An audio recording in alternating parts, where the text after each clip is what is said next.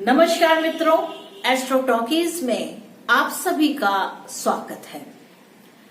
शादी, विवाह, प्रेम विवाह या मेरा जीवन साथी कैसा होगा, इस विषय को लेकर के आजकल के जो नवयुवक हैं बहुत चिंतित रहते हैं।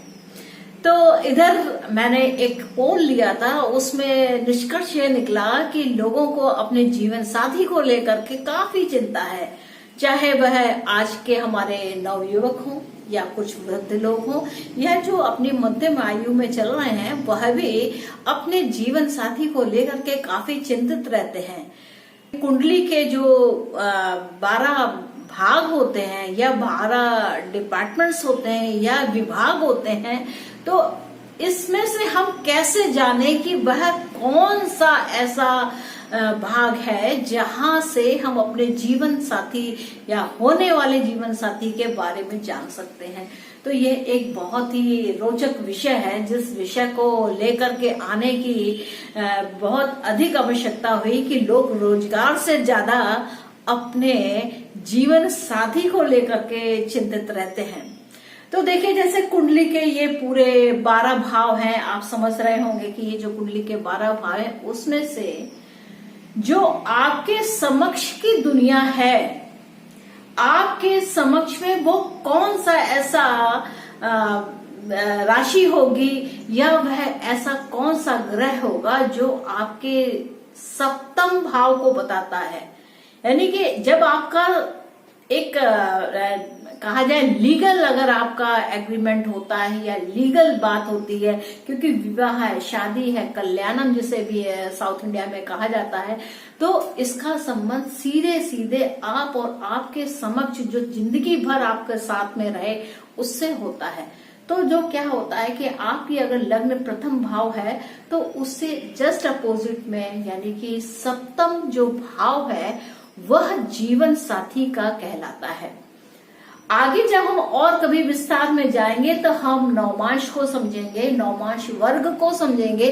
नवमांश वर्ग के मैंने ऑलरेडी पहले 2 एपिसोड दिए हैं, लेकिन उसको ज्यादा लोगों ने शायद देखा नहीं है, तो इस वजह से उसकी स्थिति को अभी वो लोग जानते नहीं है। तो लेकिन जो साधारण भाषा की बात होती है कि भाई मेरा जीवन साथी कैसा होगा, मेरी शादी कब होगी, या इस तरीके के बड़े मौलिक प्रश्न आते हैं, तो उनको सरलता से बताने के लिए मैंने इस एपिसोड को बनाया है। तो क्या है कि जैसे सप्तम भाव है, आपकी लग्न और आपका 7th हाउस, जस्ट अपोजिट में आपका 7th हाउस, यानी कि 7वां जो भाव है वह इंगित करता है आपके जीवन साथी को।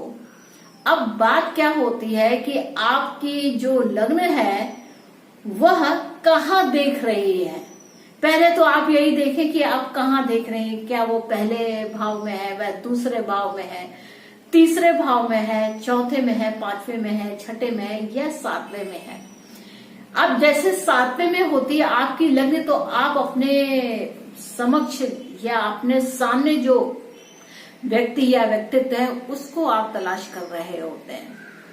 लेकिन है क्या कि जो आपका सप्तम भाव का जो स्वामी है, यानी कि सप्तमेश जिसे कहते हैं, वह कहाँ पर स्थित है, इस बात को समझने की बात होती है कि वह जो 7वां भाव का जो स्वामी है, यानी कि सप्तमेश, यानी कि आपके जीवन साथी को दिखाने वाला जो ग्रह है या वह जो राशि का स्वामी है, वह कहाँ स्थित है। अभी तो ग्रहों की बात ही नहीं है, अभी तो केवल 7वें भाव की बात कर रहे हैं। 7वें भाव में कौन सी राशि है, उसका स्वामी कहाँ पर बैठा है। तो सप्तमेश जिसे हम कहते हैं, सप्तमेश का जो स्वामी होता है वह स्थित कहाँ है, इस बात को महत्वपूर्ण हो जाती है। तो जैसे सप्तम भाव का स्वामी अगर आपकी लग्न पर ही विराजित है, तो ऐसी स्थिति में क्या है कि आपका जीवन साथी आपके बहुत पास में है। आप किसी बहुत जानने वाले के साथ ही आप अपनी युति बनाना पसंद करेंगे, उसके साथ विवाह करना उचित समझेंगे। और इसमें एक बात और भी महत्वपूर्ण है कि जब सप्तमेश आपकी ही राशि में होते हैं तो संभावना यह बहुत अधिक है कि आप जीवन साथी के कंट्रोल में रहें, यानी कि जो जीवन साथी कहेंगे वही बात मानेंगे, वही बात करेंगे। तो जब सप्तमेश द्वितीय भाव में हो जाए, द्वितीय भाव का अर्थ क्या हो जाता है, आपकी फैमिली है, तो आप पाएंगे कि बहुधा क्या है, वह धनदायक स्थिति तो है। अगर सप्तमेश द्वितीय भाव में होते हैं तो धन तो लाते हैं, साथ ही साथ क्या है, वह आपकी फैमिली से भी जुड़े हुए होते हैं, यानी कि आपके जो जीवन साथी है वह आपके परिवार में ही कहीं से मिलेगा, यानी कि जान पहचान में ही होगा। तृतीय भाव की बात आती है, जब सप्तमेश तृतीय भाव में विराजित होते हैं तो ऐसी स्थिति में क्या है कि जीवन साथी आपके पड़ोस में या जैसे 100 किलोमीटर के अंदर में ही आपके जीवन साथी आपको मिल जाने की संभावना रहती है। जब सप्तमेश तृतीय भाव में भी होते हैं तो एक खास बात होती है कि वह अपने पुत्र से बहुत प्रेम करने वाले होते हैं, यानी कि उनको अपने पुत्र से बहुत लगाव होता है। सप्तमेश की स्थिति जब चौथे भाव में होती है तो वह काफी मन को सुख देने वाली होती है, चंचल होती है, प्रेमी होते हैं, लगाव देने वाले होते हैं। वह पिता से जो है वह द्वेष रखते हैं, यानी कि सप्तमेश अगर चौथे भाव से संबंध रखे तो वह माता के समान तो सुख देने वाला होगा, लेकिन पिता से कहीं ना कहीं थोड़ा सा वैर भाव यहाँ पर रहेगा। सप्तमेश की स्थिति अगर पंचम भाव में हो तो यह एक प्रेम विवाह का सूचक होती है, यानी कि आप जो सप्तम भाव का जो स्वामी है वह पंचम में गया, यानी कि आप अपनी इच्छा से विवाह करेंगे। यह बहुत संभावना है कि आप अपने मन की शादी करें, आप अपनी इच्छा से शादी करें, चाहे वह अच्छा हो या बुरा हो। सप्तमेश का अगर छठे भाव में रहना होता है तो यहाँ पर स्थिति थोड़ी सी नाजुक होती है। आपके अगर उस ग्रह की अगर महादशाएं नहीं आती हैं तो आप कुछ अपने आप को अच्छा महसूस करेंगे, लेकिन सप्तम भाव के स्वामी का षष्ठ भाव में रहना थोड़ा कष्टकारक होता है।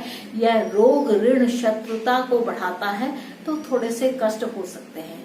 सप्तम भाव का स्वामी सप्तम में ही हो तो ऐसी स्थिति में क्या है कि जीवन साथी केवल अपने लिए, अपनी बात अपने लिए ही सोचता है, अपने लिए ही कार्य करता है। वह जहाँ देख रहा है उस पर थोड़ा बहुत प्रभाव देता है, परंतु वह अपने में ही ज्यादा करके लीन रहता है।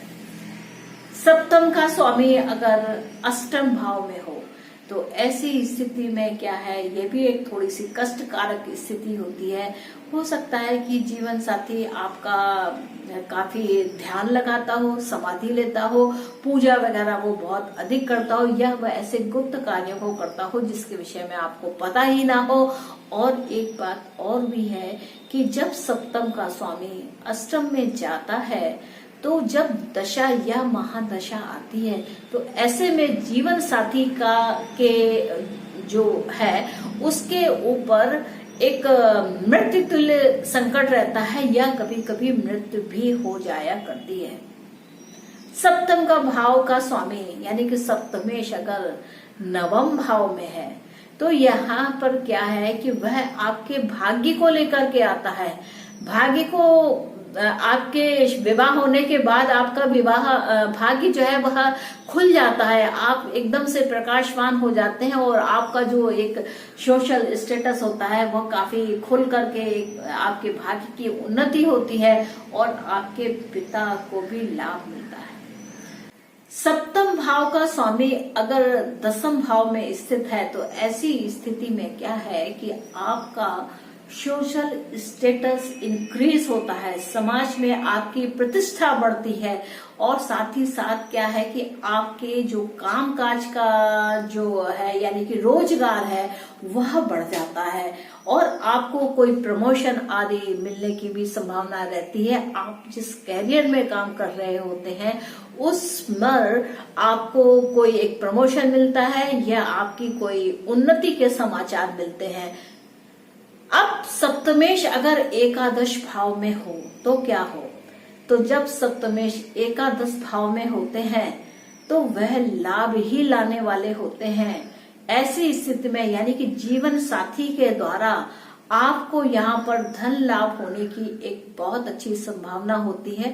तो क्या है कि ये बड़ा ही एक सहयोगी, एक बहुत ही अच्छा एक योग होता है कि सप्तम का स्वामी अगर एकादश भाव में हो जाए तो ऐसे में क्या है कि आपको अपने साले यानी कि जीवन साथी के भाइयों के द्वारा भी काफी सहयोग मिलता है और धन लाभ तो होना निश्चित ही है, यानी कि काफी आप मात्रा में आपको धन लाभ होता है, जिससे कि आपकी इच्छाएं भी पूरी होती है। आप जो चाहते हैं उन चीजों का लाभ होता है।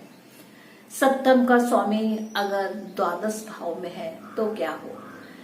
सप्तम भाव का स्वामी अगर द्वादश भाव में है तो ऐसी संभावना बनती है कि आप अपने जीवन साथी से किसी ऐसे स्थान पर मिले जो विदेशों से संबंध रखता हो, जो आश्रम में संबंध रखता हो, जो किसी ऐसे वाह्य स्थान से संबंध रखता हो जहां आपके माता पिता नहीं जाते हो। तो ये एक बहुत ही कुल मिलाकर के एक रोचक स्थिति होती है कि आपका जीवन साथी कहाँ मिलेगा। तो ये जो कुंडली के 12 भाव होते हैं, इन भावों में जहां जीवन सप्तमेश जाता है वहां पर आपके जीवन साथी के मिलने की संभावना होती है।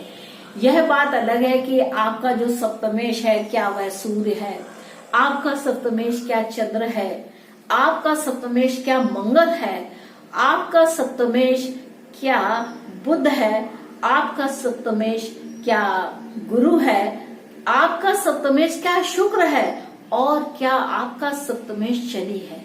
तो यहाँ पे जो क्रूर ग्रह हैं जैसे सूर्य है, मंगल है, शनि है, ये क्रूर ग्रहों के ग्रुप में आते हैं। वही सोम, बुध, गुरु और शुक्र यह सौम्य ग्रहों की स्थिति में आते हैं।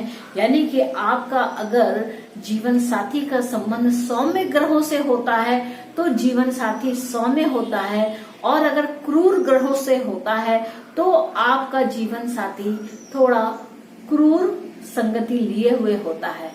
तो मित्रों, काफी समय हो गया, आगे मैं यह विवाह से संबंधित जो श्रृंखला है इसको जारी रखूंगी, क्योंकि इसके प्रश्न बहुत आते हैं कि मेरा जीवन साथी कैसा होगा, ये कैसे होगा, मेरा पार्टनर कैसा होगा। और एक चीज और भी है कि आपका जो सप्तमेश है वह आपके अगर छठे भाव से संबंध रखता है तो वह बिजनेस को भी दिखाता है। बिजनेस यानी कि आप जो क्या व्यापार करते हैं उस व्यापार में आपका ओहदा क्या है, आप उसको करते कैसे, इस बात को भी दिखाता है। तो मित्रों, मुझको आज्ञा दीजिए, आगे हमारी यह श्रृंखला जारी रहेगी और हम मिलते रहेंगे। और अगर आपने मेरा यह एपिसोड एंजॉय किया है then please do like, share and subscribe my channel Astro Talkies. और फिर मिलेंगे जीवन साथी क्या है इस बात को जानने के लिए। तो नमस्ते।